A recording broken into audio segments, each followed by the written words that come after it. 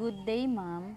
For today's video, the group 6 are going to discuss about the chapter 6 during a debate. So, in this chapter, there is the overview, what makes a good debater, remember the basics, cross-examination and questioning, and the takeaways.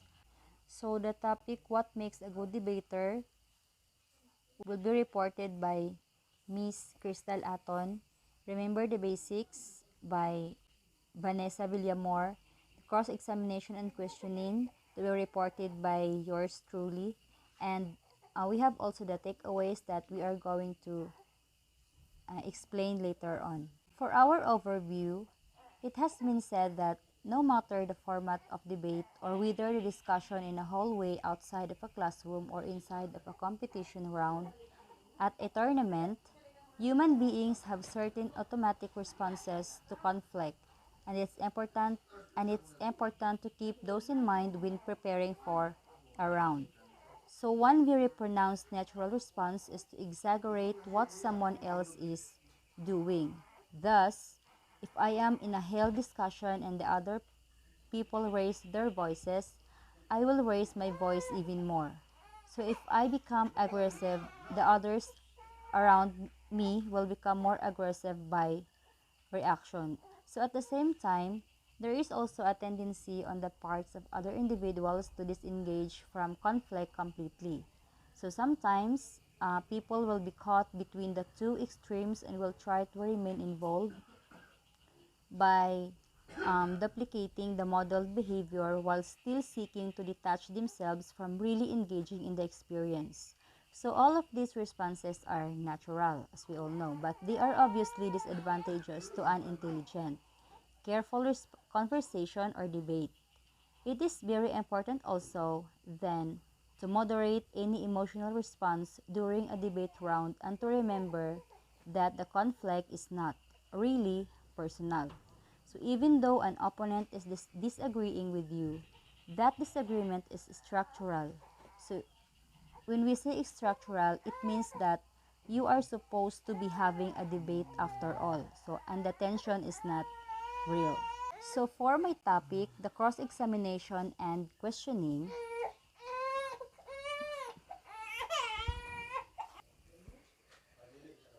most forms of debate include some sort of question and answer period.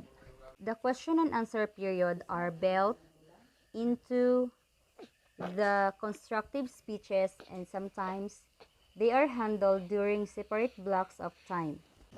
Before we are going to proceed, let us first define what is cross-examination.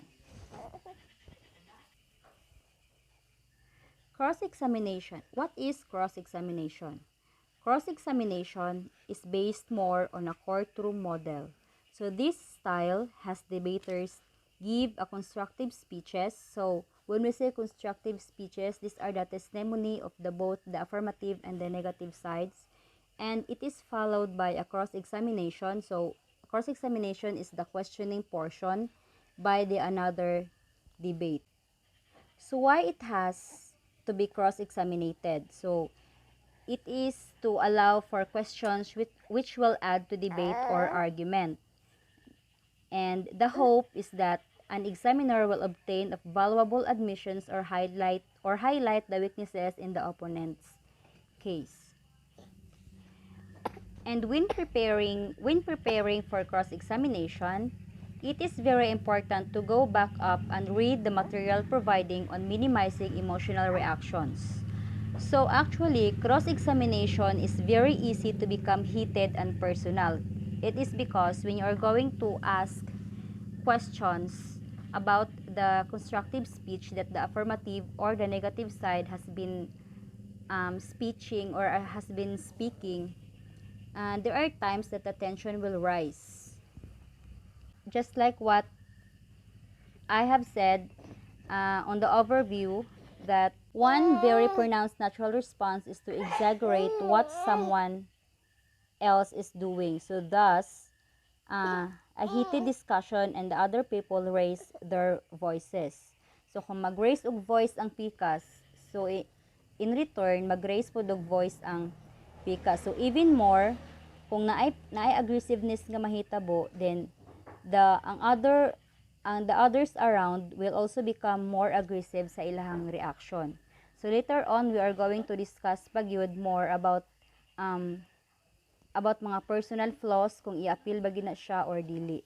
So kaning become heated and personal, this should be avoided, no?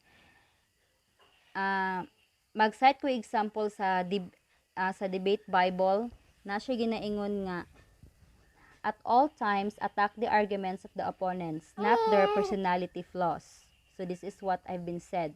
Then attack arguments as being abusive, not the people as being abusive.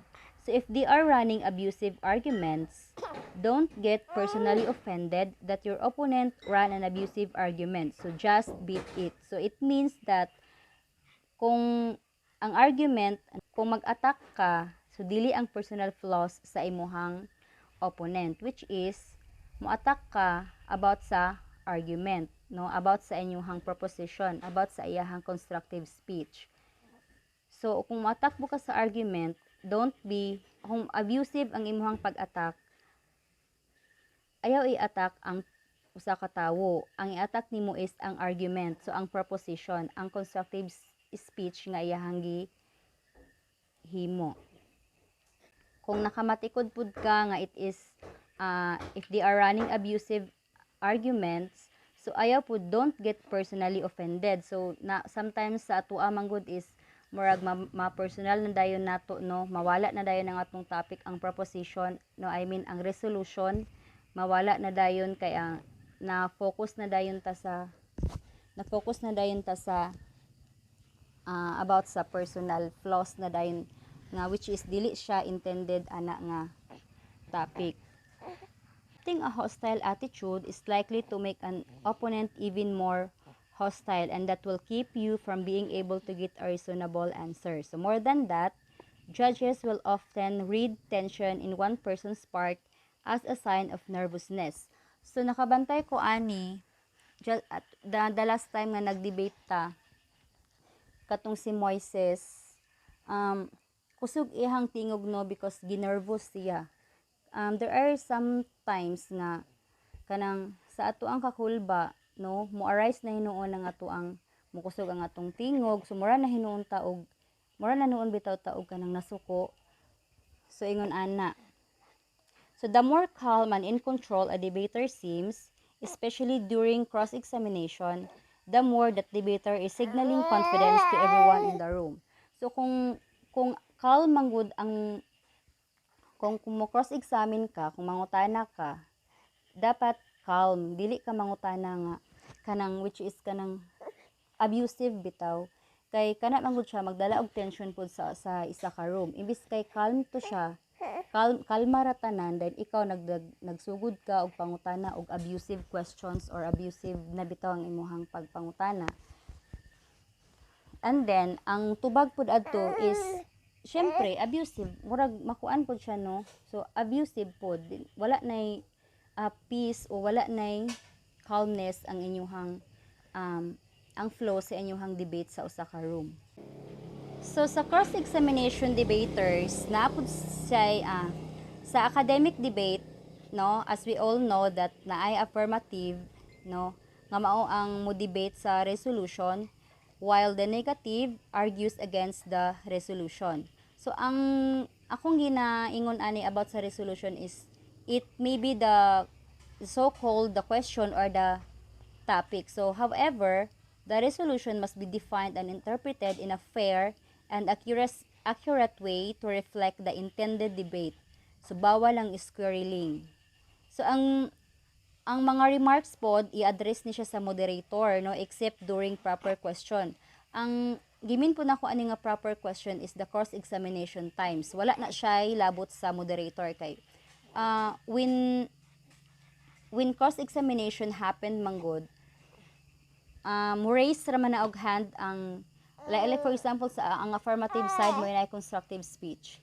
Then ang negative side mo ay mo cross-examine nila, so mo question. So wala na siya labot sa moderator. Dili naman maingon ang moderator ana nga okay ikaw question kana kay question ana. So it's not like that. So the basic format follows a court of law. No, sagara ang basic format mo nato is na a court of law then in which one debater gives his or her testimony. So ang ako ang gi-follow dinhi is kanang naa sa courtroom. Mo nang ningon ko nga na ay court of law. And then one debater gives his or her testimony and is then cross-examined by a member of the opposing team. So each speaker makes a constructive speech. So mag-stands pod for cross-examination by a debater of the opposite side. No, makes a rebuttal speech and cross-examines another debater during the round. So gialaw pod adiri no ang role playing. Then no heckling is permitted.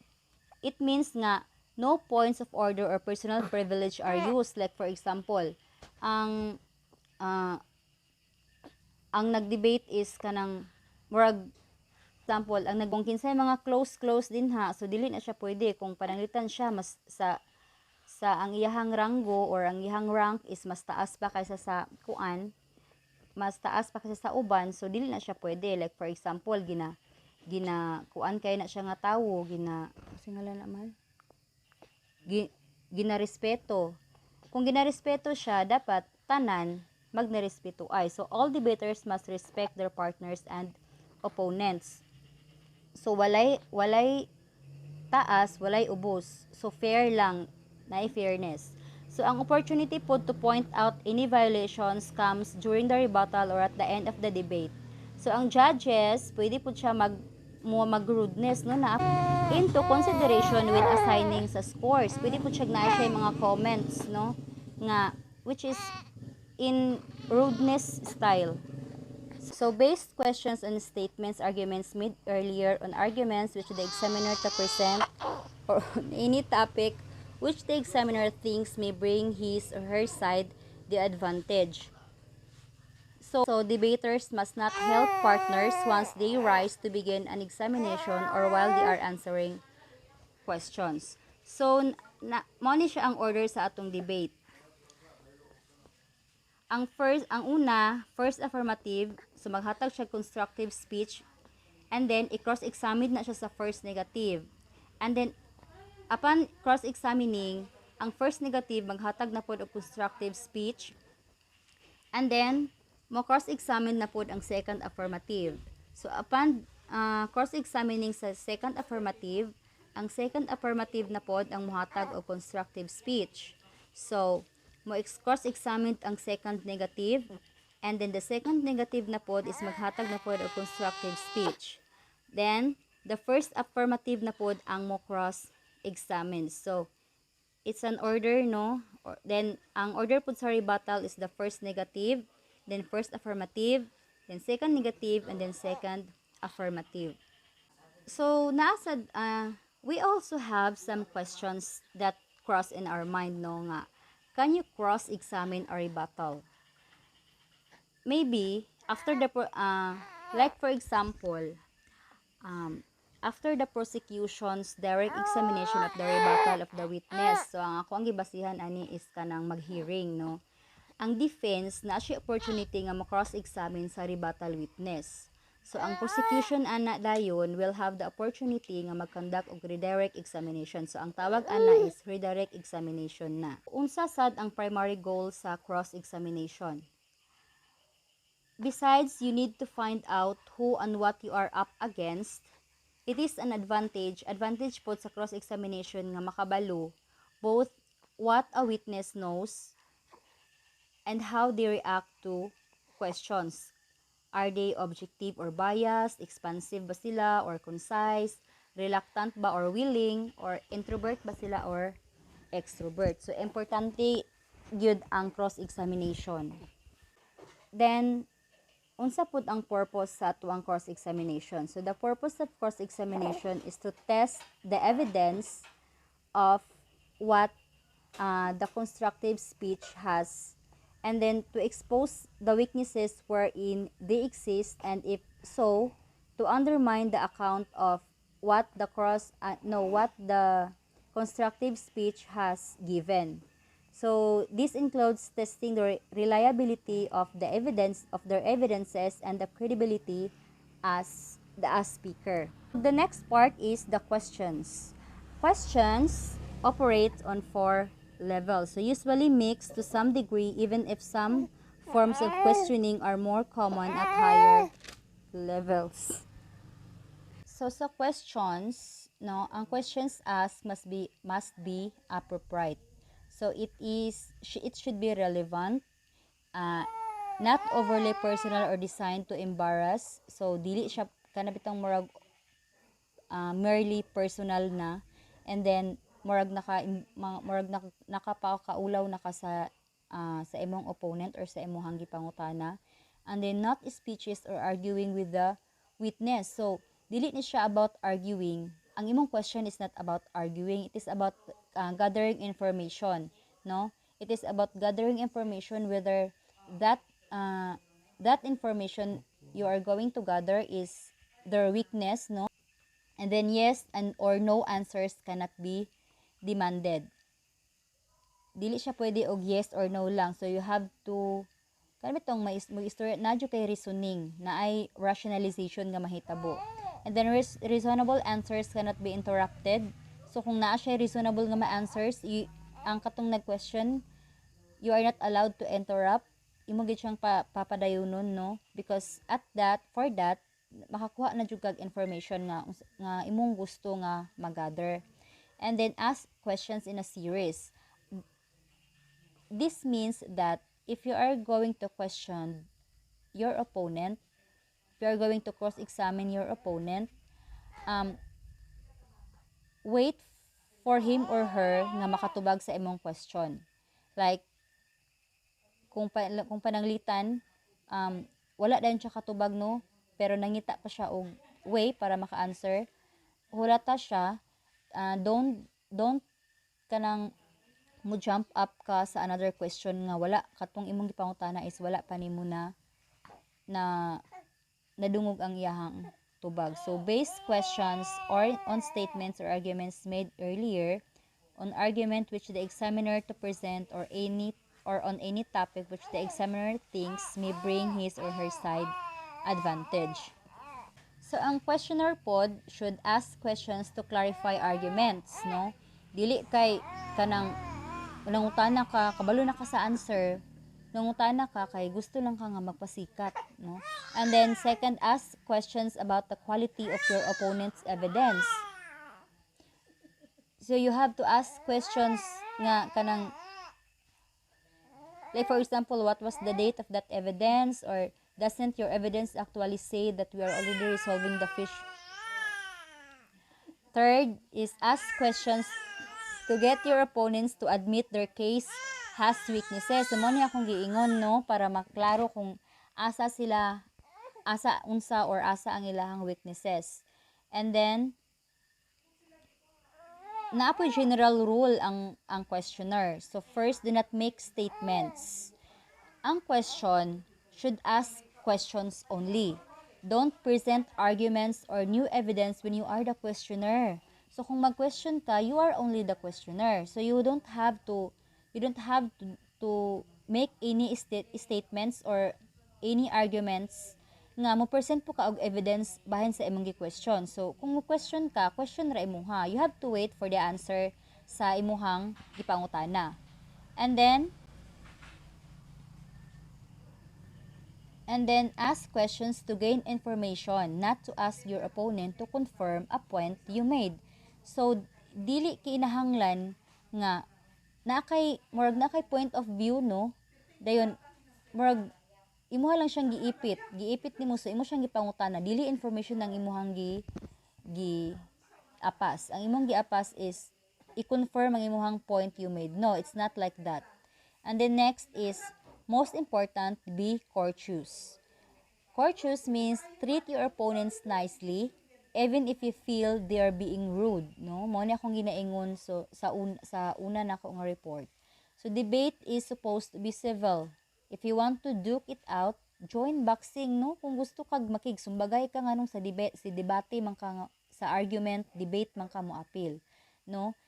Kung gusto kag kanang inisog ka, aggressive ka, dito ka sa boxing mo appeal. And then next is, do not cut off your opponent like kanang are you sure, so or mingon ka nga why, or because of what, or let's move on. No, imo siyang pasagdan kung unsa ang iyahang informations nga ikahatag or unsa iyang mga answers nga ikahatag for para man puna sa tanan, no, para pud sa imuha, para nila, para sa tanan. So do give your opponent a chance to answer. So man akong ginaingon nga pag mangutana ka, hatagi siya chance to answer, no? Kadili ka mo jump up na pod sa imuhang pangutana nga lain. And then don't ask several questions without giving your opponent a chance to respond. So mao na ni siya, no? Nag-mention na nako. And then do ask one question at a time. So mao na to nga mo-question ka, makatubag siya, mo-question na pud ka, mutubag na pud siya, dili nang murag imuha tanan, iyaha tanan. And then maintain control of the cross examination. This means you have to allow your opponent to answer your questions. Allowing your opponent to answer your questions, dili buot pasabot nga your opponent is entitled to give a full speech each time he or she answers. So hatagan rin mo siya og ample time nga needed nga makatubag siya. So dili gid nang murag entitled na gid siya nga na siya full speech ana. So no. So next is don't let the respondent question you when you are the questioner. So like for example nangutana ka, napangutanon bug kag utro niya. So dili na siya pwede. Kung ikaw kung ikaw ang questioner, so you have to wait for the answer. Then dili po na siya. So dili po na siya pwede nga ikaw ang pangutanon sa imong pangutana. Then next is use your time for your questions and use your questions to get information which will damage your opponent's case and build up your case. So mao na ni siya. Gamiton nimo ang imong time para sa imong question, and then gamiton nimo imong question para makaget kag information nga makadamage sa imong opponents. It doesn't mean nga makadamage sa iyang personal affairs, ha, sa iyang personal kuan. Makadamage siya sa imong opponent's case. Dili siya kanang makadamage sa personal nga attributes sa imong opponents. And then through that makabuild up ka sa imong case. Now to proceed our topic, questions also operate on 4 levels. So it usually mix to some degree even if some forms of questioning are more common at higher levels. So first is the clarification questions. So clarification questions is necessary to ask a question simply to understand a point better. So maybe one debater didn't hear an argument. One example for this is maybe naay usa ka debater nga wala na kadungog sa argument when it was given, or maybe an explanation did not make sense and the other side wants to be sure nga nasabtan ng iyang point. So a good clarification question is direct enough that it gets the information that is needed without giving the other side extra time to plead its case.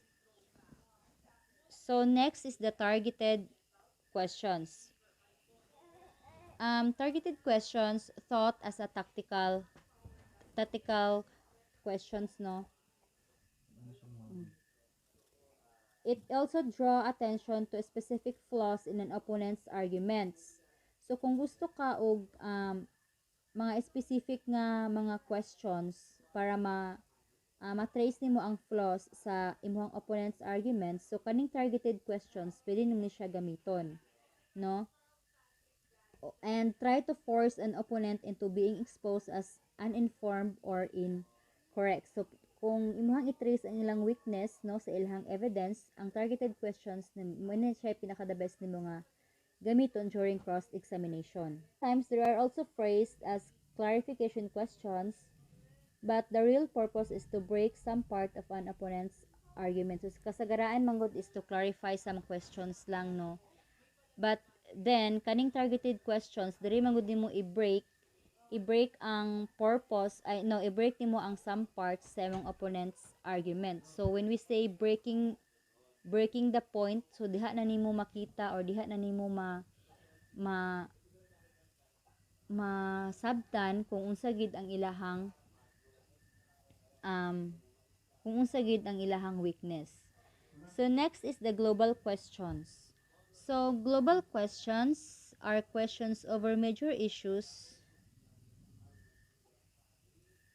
for the debate round, are perhaps the most important use of cross-examination time, even if it is difficult to develop these questions at first. So, kung skilled debaters ka, so mag-ask ka og clarification questions, no? Mag-observe ka in order to set up a larger point. So, mao man gina siya purpose din na. So, for example, ani, ang negative side knows that a law banning item X has recently been passed. Then, the negative might ask a question over whether or not the presence of item X is important to the status quo.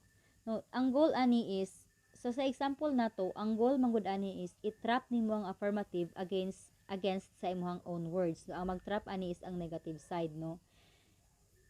So kung gusto nimo siya i-trap, no, lahi po ni siya nga pamaagi. Kung gusto ka mag-trap sa imong opponent sa ilahang nga mo against ka sa ilahang own words, so kaning global questions mo ni siya ang imong pinaka-perfect nga gamiton. And then next, the lastly is the game questions. Game questions have oratorical merit in asking opponents and how they are doing, and sometimes a question can be used to distract an opponent or to derail a line of reasoning. Now, while katong tulo ka types of question is predominate to siya, it is not uncommon for some debaters to ask questions in order to play a game, no?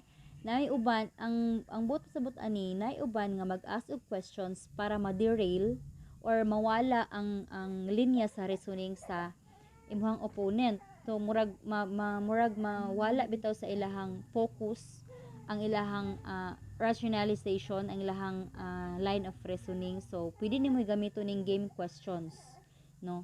Kung gusto jud ka mo daog, kung gusto ka makadaog sa usa ka debate, so there are some tactics, there are some ways, no, dili lang sa imuhang mga speeches, dili lang sa imong constructive speeches, but through also sa mga cross examination o sa questioning. So like for example kana mga flip tops, no, na kung naay battle, no, kanang murag i-divert bitaw nimo ang imong kontra, imong i-divert bitaw ang imuhang speech didto nila. So mura sila mawala sa focus, no. So diha manggod dayon nimo makuan, diha nimo dayon makita nga mao din na ilahang weakness. So that's all for my report, and for our takeaways, no, gamay lang ang among takeaways ani, which is during a debate round, competitors should focus on the basics until they grow comfortable with the more advanced aspects of debate. So like katong atong gihimo, no, mga competitor na mag-focus ni siya sa basics, no. Katong atong gihimo nga debate last time, so dili man gito siya, mura man to siya og role play, no, nakakuha naman to siya, murag naka-arrange na. Pero at the same time nakagather po tag knowledge about what really is kanang kuan, what is really a debate nga naay argument, no. And then most judges like clash, so it's usually a good idea to focus on arguments instead of technicality. So kung judge ka, no, good idea pud nga mag-focus jud ka sa arguments. So pareha nato last time katubit tong murag naatay mga mo comment natin mga comments or reactions nga nagpahimo ni ma'am na about sa katong nag-present sa debate, no. Di ba ang atuwa adto is ang ato ang ginagamit, ang ato ang mostly nga nabantayan is ang mga technicalities, no? Wala ta nag-focus sa argument kay kuan naman to siya role play. Pero kung sa kuan na gid siya sa legally debate na gid siya no nga kanang naagi kanang anang legal gid siya nga debate is mag-focus good idea is mag-focus kita sa argument. Pero there are sometimes pud nga kanang nag-comment at nag-comment ta adto nga nag-focus pud ta sa mga idea nga katong sa mga arguments, no? Just like katong kami. Um, makita jud nimo didto katong ni comment sa Ate Juby, makita jud nimo didto nga kanang kinahanglan na gid siya supporting ideas bitaw kay kung kato lang imuhang basihan ang katong una katong first phrase or first sentence din wala kay supporting ideas. So kung ang isa ka tawo, ang isa ka audience or ang naminaw nag-focus sa imuhang argument or sa imuhang constructive speech, dayon daghan og kulang no nga kinahanglan nimo mga evidences, mga reasoning, sumabantayan gyud pero mostly sa atwa is technicalities gyud ang atong nabantayan. And then lastly is there is no one path to being a good debater.